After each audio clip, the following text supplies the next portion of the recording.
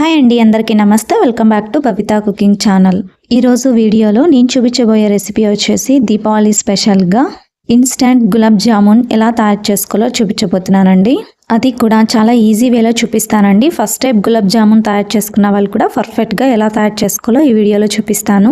ప్రతి ఒక్కరూ చాలా ఈజీగా తయారు చేసుకోవచ్చండి. కాకపోతే ఈ గులాబ్ జామున్ తయారు చేసుకునేటప్పుడు ఇది ఎలా తయారు చేసుకోవాలో చిన్న చిన్న టిప్స్ కనుక మనకు తెలిస్తే కనుక చాలా ఈజీగా ప్రతి ఒక్కరూ తయారు చేసుకోవచ్చండి.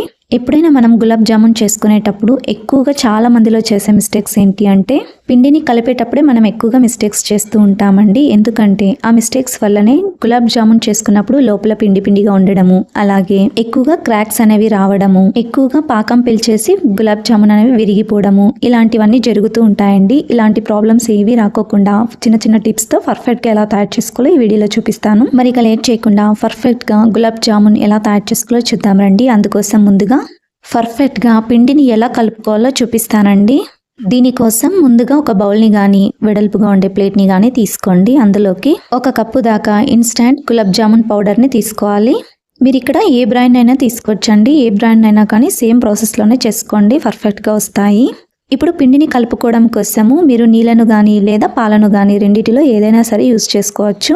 నేనైతే ఇక్కడ పాలను యూజ్ చేస్తున్నానండి. పాలతో చేసుకుంటే జామున్ పర్ఫెక్ట్గా వస్తుంది, లోపల ఉండలు అనేవి కట్టకుండా ఉంటుందండి. ఎక్కువగా మీరు పాలని ప్రిఫర్ చేయండి. లేదా మీరు పాలు ఇంకా నీళ్లు రెండింటిని కూడా సగం సగం వేసుకునైనా వాడుకోవచ్చండి. ఏ కప్పుతో అయితే పిండిని తీసుకున్నారో అదే కప్పుతోనే 1/2 కప్పు దాకా పాలు అయితే సరిపోతాయండి. 1 లేదా 2 టీ స్పూన్ల దాకా అటు ఇటు అవ్వచ్చండి. పిండి కన్సిస్టెన్సీని బట్టి మీరు అడ్జస్ట్ చేసుకుని వేసుకొని కలుపుకోండి. ఇక్కడ నేను చూపిస్తున్న విధంగా కలపండి. పిండిని కలిపేటప్పుడు ఎప్పుడైనా సరే చపాతీ పిండిలాగా ఇలా అరిచేత్తో అస్సలు తడపకూడదండి. ముని వేళ్లతో మాత్రమే ఇక్కడ నేను చూపిస్తున్న విధంగా కొద్ది కొద్దిగా పాలను వేసుకుని ఇలా కలపండి పిండిని. మనం పిండిని కలిపేటప్పుడు ఎంత స్మూత్గా కలుపుతామో అంత స్మూత్గా వస్తాయండి గులాబ్ జామున్ అనేవి. ఇది వచ్చేసి ఫస్ట్ టిప్ అండి. మనం పిండిని కలిపేటప్పుడు ఎప్పుడైనా సరే ఇలానే ముని వేళ్లతోనే కలుపుకోవాలండి. అస్సలు పిండిని నాదకూడదు చపాతీ పిండిలాగా. ఇది ఫస్ట్ టిప్ అండి మనం పాటించాల్సినది. ఇలా గనక మనం పిండిని కలుపుకుంటే పిండి అనేది క్రాక్స్ రావు. అలాగే గులాబ్ జామున్లో లోపల పాకం పీల్చకుండా చిన్న ఉండలాగా ఉంటుంది కదండి, అలాంటివి కూడా రాకుండా పూర్తిగా పాకం పీల్చుకునేటట్టు వస్తాయండి. ఇలానే కలుపుకోవాలి పిండిని ఎప్పుడైనా సరే. టిప్ నెంబర్ 2 అండి, పిండిని మనం బాగా నాదుకున్నాం అనుకో లోపల ఉండలుండలుగా వచ్చేస్తుందండి జామున్ అనేది. అస్సలకు లోపల పాకం అనేది పీల్చుకోకుండా అయిపోతుంది. అందుకోసమే ఇలా మనం పిండిని కలుపుకోవాలి. ఇలా పిండిని నాదకుండా కలుపుకోవాలండి. టిప్ నెంబర్ 3 వచ్చేసి పిండి అనేది ఇలా కొద్దిగా స్మూత్గానే ఉండాలండి, కాస్త మెత్తగా ఉండాలి. చపాతీ పిండిలా అస్సలు గట్టిగా ఉండకూడదండి. పిండిని ఇలా మెత్తగా తడుపుకోవాలి. ఇలా ఈ టిప్స్ని పాటించి పిండిని తడుపుకుంటే గులాబ్ జామున్ అనేవి చాలా పర్ఫెక్ట్గా వస్తాయండి. ఇలా పిండిని కలుపుకున్న తర్వాత ఇప్పుడు పిండి ఆరిపోకుండా పైన కొద్దిగా నెయ్యిని కానీ లేదా ఆయిల్ని కానీ రెండిటిలో ఏదైనా సరే ఇలా అప్లై చేసుకొని జస్ట్ పిండిని ఇలా ప్రెస్ చేయకుండా స్మూత్గానే పైన మొత్తం అప్లై చేసుకోవాలండి. చూడండి పిండి కన్సిస్టెన్సీ అనేది ఇలా ఉండాలండి. నెక్స్ట్ 4th టిప్ వచ్చేసి పిండి అనేది అస్సలు ఆరిపోకుండా చూసుకోవాలండి. అందుకోసం ఇలా ఎయిర్ అనేది వెళ్ళకుండా ఇలా ఒక బౌల్ని కానీ బోర్లిచ్చి తీసుకోవచ్చు. లేదా ఇలా ఒక కవర్లో పిండి ముద్దను పెట్టేసి ఎక్కడ కూడా గాలి ఆడకుండా ఇలా క్లోజ్ చేసైనా పెట్టుకోవచ్చండి. లేదా ఏదైనా కాటన్ క్లాత్ని తీసుకొని క్లాత్ని నీళ్ళలో ముంచి అందులో ఉండే నీళ్ళని మొత్తం పూర్తిగా పిండుకొని కలుపుకున్న ఈ పిండి ముద్దపై ఆరిపోకుండా ఈ తడి క్లాత్ని వేసైనా సరే తీసుకొచ్చండి. ఇందులో మీకు ఏది ఈజీ అనిపిస్తుందో దాన్ని యూజ్ చేసుకోవచ్చండి. నేను ఇక్కడైతే గిన్నెని బోర్లిచ్చి 5 నిమిషాల పాటు పక్కన ఉంచుకున్నానండి. నెక్స్ట్ ఇప్పుడు పాకంని ఎలా తయారు చేసుకోవాలో చూద్దామండి. అందుకోసం ముందుగా స్టవ్ మీద ఒక గిన్నెను ఉంచుకోండి. అందులోకి ఏ కప్పుతో అయితే పిండిని కొలుచుకున్నామో అదే కప్పుతోనే పంచదారను కూడా వేసుకోవాలండి. నేను ఇక్కడ 1.5 కప్పు దాకా పంచదారను వేసుకుంటున్నానండి. మీరు మీ స్వీట్నెస్ని బట్టి యాడ్ చేసుకోండి. పంచదారను 2 కప్పుల దాకా అయినా వేసుకోవచ్చండి. నేను ఇక్కడ 1.5 కప్పు దాకా తీసుకున్నాను. అలాగే అదే కప్పుతోనే 2 కప్పుల దాకా నీళ్లను తీసుకున్నానండి. ఇలా పంచదార నీళ్లను వేసుకున్న తర్వాత ఇప్పుడు మంటను హై ఫ్లేమ్లో ఉంచుకొని పంచదారను మొత్తం పూర్తిగా కరిగేంత వరకు కూడా బాగా మరలించండి. ఇలా మధ్య మధ్యలో కలుపుకుంటూ పంచదారని మొత్తం పూర్తిగా కరిగించండి. పంచదార మొత్తం పూర్తిగా కరిగిన తర్వాత ఇప్పుడు మంటను లో ఫ్లేమ్లోకి టర్న్ చేసుకొని ఇందులోకి 1/2 టీ స్పూన్ దాకా ఇలాచి పొడిని వేసుకోండి. ఇప్పుడు ఒకసారి బాగా కలపండి. నెక్స్ట్ ఇందులోకి 1/2 టీ స్పూన్ దాకా రోజ్ వాటర్ని వేసుకోండి. ఇది వచ్చేసి ఆప్షన్ అండి. మీరు ఇంకా ఇందులోకి కావాలనుకుంటే కుంకుమ పువ్వునైనా సరే వేసుకోవచ్చండి. ఇప్పుడు పాకాన్ని ఒకసారి బాగా కలిపిన తర్వాత 2 నిమిషాల పాటు పాకాన్ని మరలించండి. 2 నిమిషాల తర్వాత చూడండి పాకం కన్సిస్టెన్సీ అనేది ఇలా ఉండాలండి. పాకం కన్సిస్టెన్సీ అనేది కూడా చాలా ముఖ్యమండి. గులాబ్ జామున్ కి జిగురు పాకం వస్తే సరిపోతుందండి. టిప్ నెంబర్ 5, పాకం కన్సిస్టెన్సీ అనేది చాలా ఇంపార్టెంట్ అండి. ఎందుకంటే పాకం అనేది కాస్త తీగ పాకం గనక వస్తే మనం గులాబ్ జామున్లు వేసిన తర్వాత పాకం అనేది లోపల వరకు పీల్చుకోదండి. అలా అని పాకం అనేది కొద్దిగా వాటరీగా గనక వస్తే ఎక్కువగా పాకాన్ని పీల్చేసి తొందరగా విరిగిపోతాయి, అలాగే మెస్సీగా కూడా అయిపోతాయండి. అందుకోసమే పాకం అనేది పర్ఫెక్ట్గా రావాలి. ఇలా జిగురు పాకం వస్తే సరిపోతుందండి. మనము వేలి మధ్యలో పాకాన్ని టచ్ చేసినప్పుడు పాకం అనేది జిగురుగా ఉంటే సరిపోతుందండి. పాకం అనేది సాగకుండా చూసుకోండి. ఇలా 2 నిమిషాల పాటు ఉడికించుకున్న తర్వాత స్టవ్ ఆఫ్ చేసి ఈ పాకంని పక్కన ఉంచుకోండి. ఇప్పుడు ఈ పాకము గోరువెచ్చగా అయ్యేంత వరకు కూడా పక్కన ఉంచుకోండి. నెక్స్ట్ వచ్చేసి ఇందాక కలిపి ఉంచుకున్న ఈ పిండిని 5 నిమిషాల పాటు పక్కన ఉంచుకున్నాం కదండి. 5 నిమిషాల తర్వాత పైనుండే గిన్నెని తీసి చూడండి పిండి అనేది ఎంత లూజ్గా ఉంది కదండి. ఇప్పుడు మనకు నచ్చిన సైజులో చిన్న చిన్న ఉండలుగా చుట్టుకోవాలండి. మీరు కావాలనుకుంటే ఇలా అన్నీ కూడా ఒకటే సైజులోనే రావాలనుకుంటే ఇలా ఒక స్పూన్కి నెయ్యిని అప్లై చేసుకొని ఇలా అన్నీ సేమ్ సైజులో వచ్చేటట్టు ఉండల్ని చుట్టుకోవచ్చండి. ఈ ఉండలు చుట్టుకునేటప్పుడు కూడా చిన్న చిన్న టిప్స్ కనుక పాటిస్తే అస్సలు క్రాక్స్ అనేవి రావండి. టిప్ నెంబర్ 6, మనము ఉండలు చుట్టుకునేటప్పుడు చేతికి నెయ్యిని అప్లై చేసుకుని గనక మనము ఉండల్ని చుట్టుకుంటే లాస్ట్ వరకు మనము పిండిని ఉండలా చుట్టుకునేంత వరకు కూడా పిండి అనేది ఆరిపోకుండా ఉంటుందండి.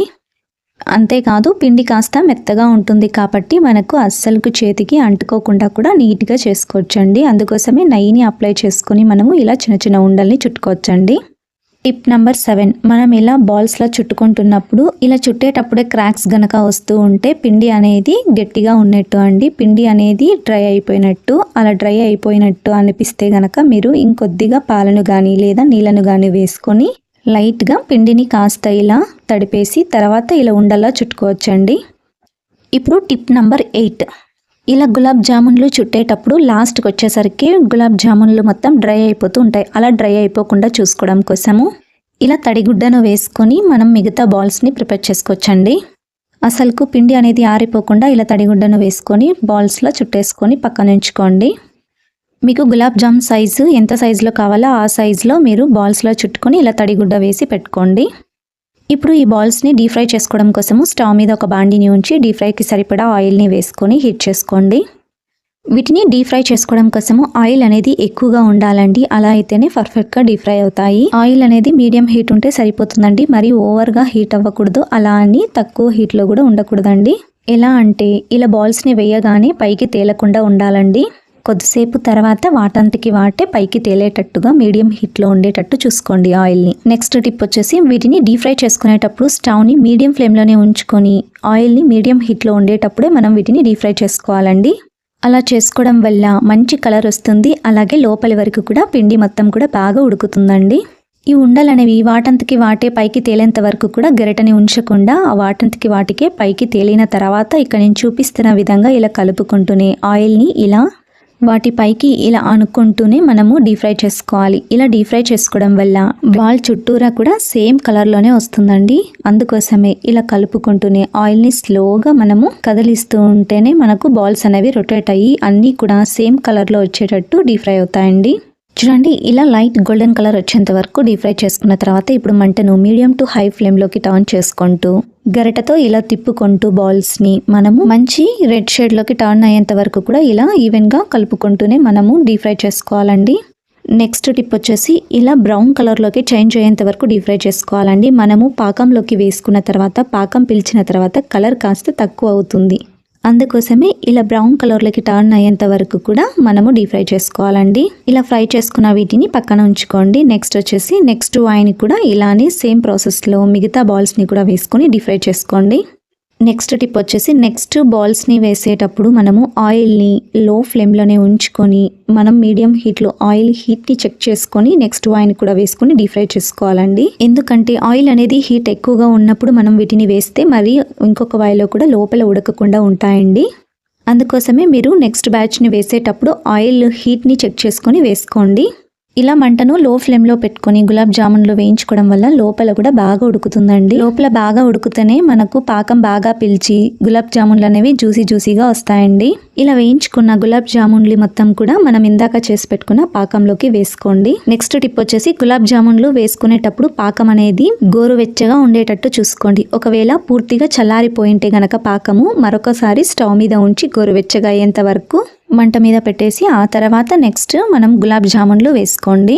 గులాబ్ జామున్లు పాకంలోకి వేసుకున్న తర్వాత గరిటతో ఒక్కసారి ఇలా డిప్ చేయండి. ఇలా జామున్ బాల్స్ ని మొత్తం వేసుకున్న తర్వాత ఇప్పుడు మూత పెట్టేసి కనీసం అంటే 2 గంటల సేపు అయినా సరే పక్కన ఉంచుకోండి. అలా అయితే చక్కెర పాకం మొత్తం కూడా లోపలి వరకు పీల్చుకొని జ్యూసీగా అవుతాయండి.